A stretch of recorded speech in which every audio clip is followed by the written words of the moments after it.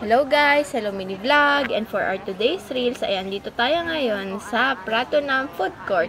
Papakita ko sa inyo yung mga in-order namin at yung mga makikita nyo dito na pwede nyo bilihin.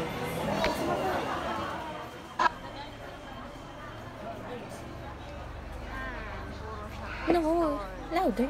How many vlog? We are, In the bento. and we are here to Watching. walking. We are walking. We sit down there. Yes. Let's pray together. Andito tayo sa pinaka-cashier nila. Diyan, tayo ay pipila at kukuha tayo ng card na may load. So, magbibigay tayo kung magkano yung amount na gusto nating ibigay para makabili tayo ng pagkain at ilo-load nila iyon sa mismong card.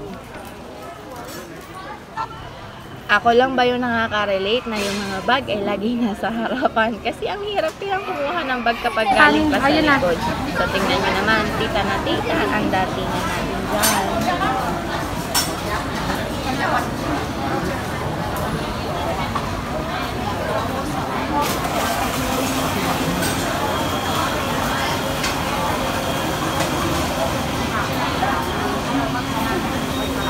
Yan, ito yung favorite natin. Pork, ano? Chicken. Chicken only. Chicken. Chicken. Ano, tayo mo, may kitinan natin chicken. Chicken. Chicken sa may bato. Tingin, tanong mo kung may ano sila rice. Doon tayo.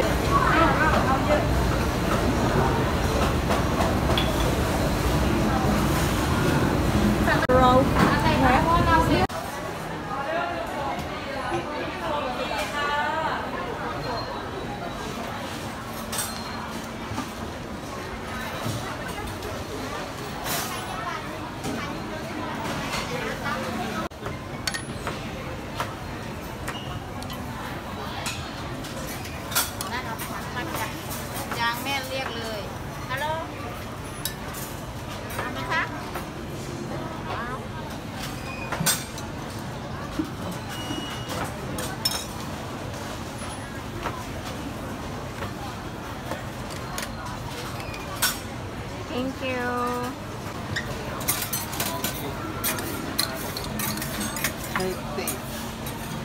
Dali, hi. Yan yung mga napamili namin, papaya salad, chicken hainanese, tas may soup na rin nakasama yan, and rice, yan. Tapos yung ano nila, parang halo-halo, ang galing, masarap yun. And bumili kami ng milk tea.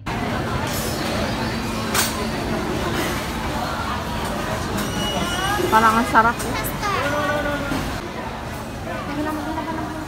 Hello, Sarita. Hello. Dati marami. Baka lumipat na sila. Ayun yung card.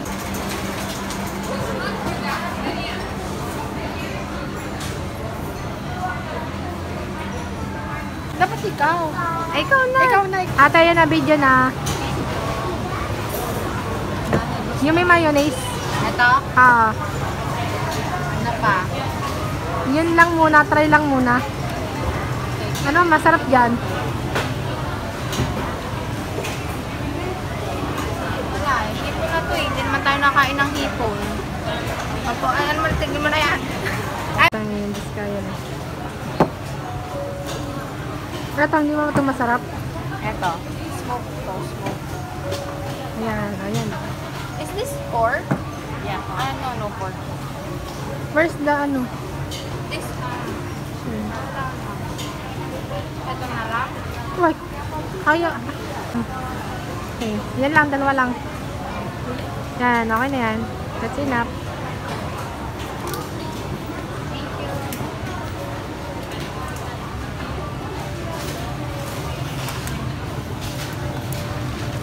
I want the pickled ginger. Parang toyo. Pickled ginger. With Excited na ako tayo kung lasa nito. sige, tara. Lily, you eat your first try of sushi. Ito, soy sauce. Pa ng ice cream.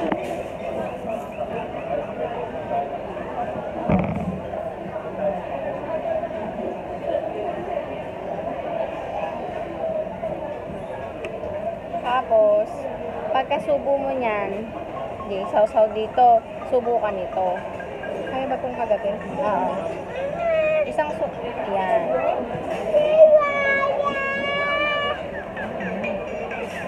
Subo nito. Oh, wait lang, wait lang.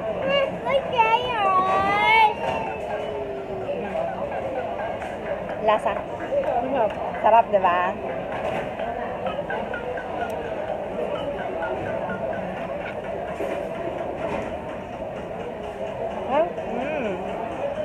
Ano ba yan?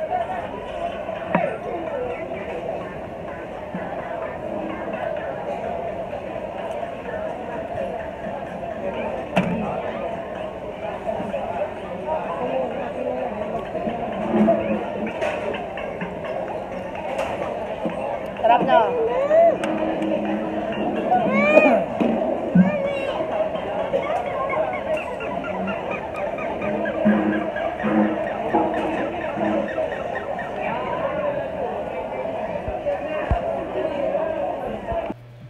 Natakam din ba kayo doon sa mga pinagkakain namin? Hay, ako din habang nare-record ko to. Anyway, nung pagkatapos namin kumain niya, naglakad-lakad kami para mahughog yung mga kinain namin. And nagtingin-tingin din kami ng mga pants and bags.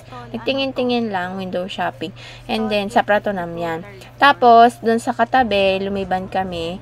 And yun yung December Mall. So, nandyan makikita mo yung mga trendy. Mas ano siya, trendy na mga damit. Ayan, ang gaganda, 'di ba? So, yan yung itsura niya sa labas ng sa labas yung December Mall. Ayun. And pagkatapos niyan ay umuwi na muna kami. Pumunta kami sa hotel namin, nagpahinga kami. Iniwan muna namin si Vena dun sa loob. Ayan, tingnan niyo naman, at home na at home siya. And pagkatapos na nagpunta kami sa labas, dun sa night market. Yan, tingnan niyo yung night market. Yan yung tapat ng hotel lang namin. Ito yung pinakadulo ng night market. Malapit na yan sa highway. And dyan kami bumibili ng favorite namin na pad thai. Panoorin nyo kung paano niluluto. Tofu, okay.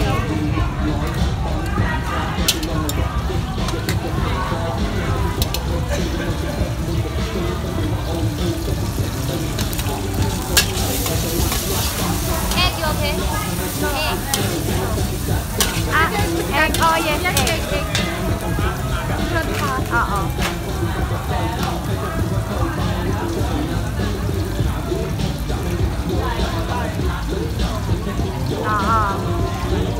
Hello, Pad Thai, hello. Tayo. Ano gusto mo? Hindi kayo marumi dyan. Kaya nga.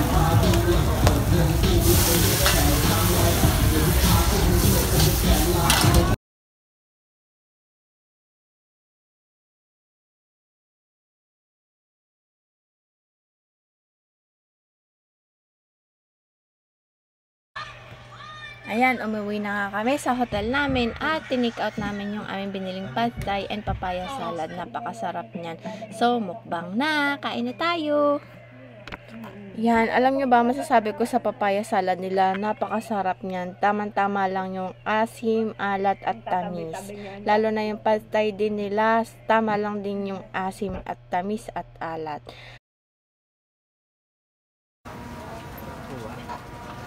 So, yan naman yung kinabukasan. Naglakad-lakad kami sa night market na naman na tapat ng aming hotel nung umaga. So, yan yung itsura niya sa umaga. Di ba natandaan nyo yung sa first vlog ko, binlog ko yung part na yan na wala pang mga stall na ganyan. So, after malagay yung stall, yan yung itsura niya kapag umaga.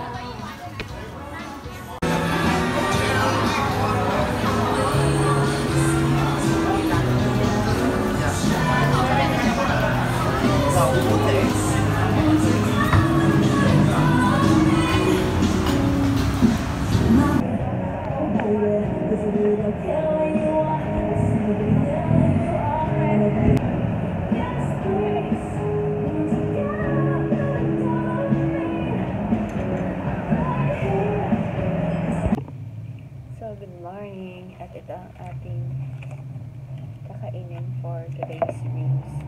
So, pandan. Uso dito ang pandan. At ang panakota. And then, ay matcha pala siya. Matcha panakota. And then, ito. So, ito yung tatlo nating i-review. So, ito yung panakota. Ayan, no. Ay! Kumaya! So, ayan. Kaya mo na.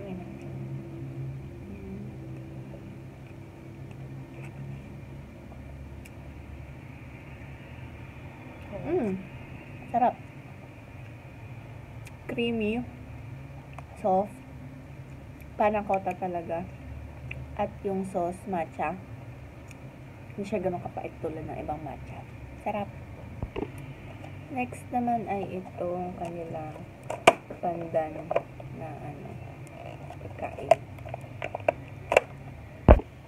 Okay. Next ay itong pandan puff roll. Ayan. Sobrang liwanag yung nakita. Ayan. So, tikman natin. Kamay na natin.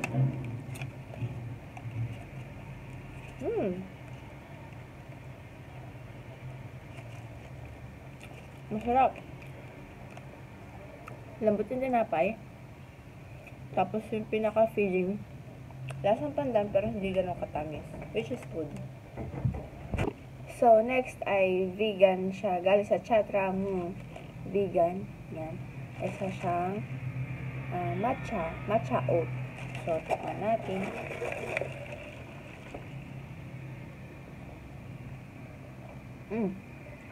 Meron siyang parang grass jelly.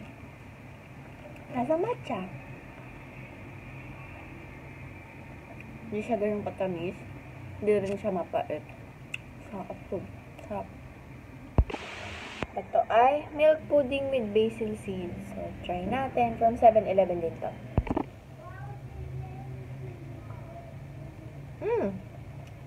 Sarap.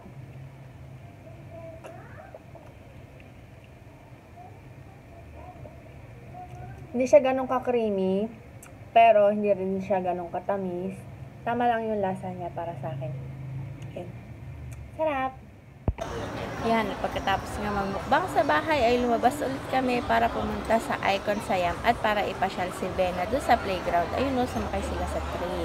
And also, hindi mawawala ang mukbang portion. Mini lemon ng 7-Eleven.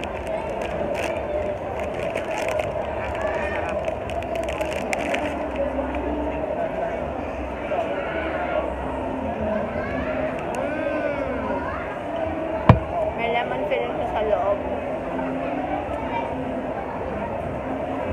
Yan, ang imumukbang naman natin ay lansones.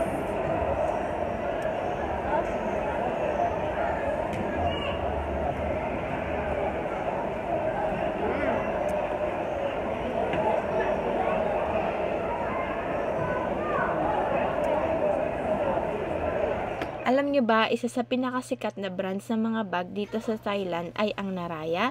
Visit nyo yung kanilang mga shop sa mga malalaking mall at hindi kayo mabibigo sa quality ng kanilang mga products, pero abot kaya lang yung presyo. Sunod naman namin pinuntahan ay itong food court ulit dito sa may Icon Siam or Suk Siam sa ibaba.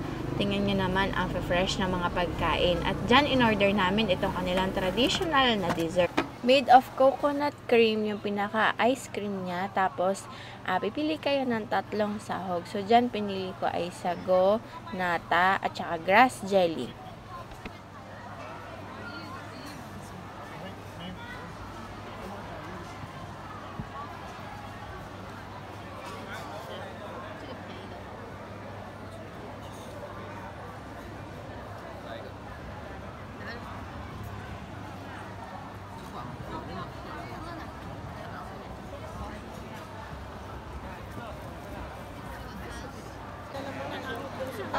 So, dito, dessert mukbang tayo. In-order namin yung coconut ice cream at saka yung desserts nila na maliliit na parang prutas. Pero ang loob niyan mung beans. And then, yung aloe vera jelly. Pili ko gawa to sa buko eh. Oo. Hindi naman obvious. Sarap.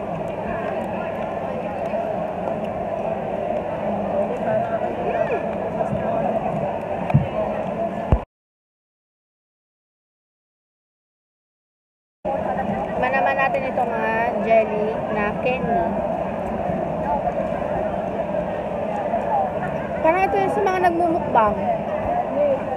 Sarap. Hindi siya matamis.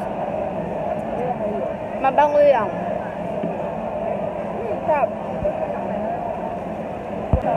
Next naman ay itong mga kakaibang pagkain. Tikman na natin.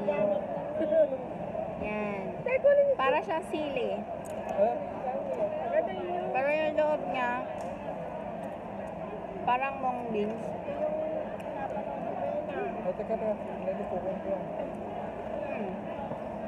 Hindi na siya ganun katamis. Ganyan.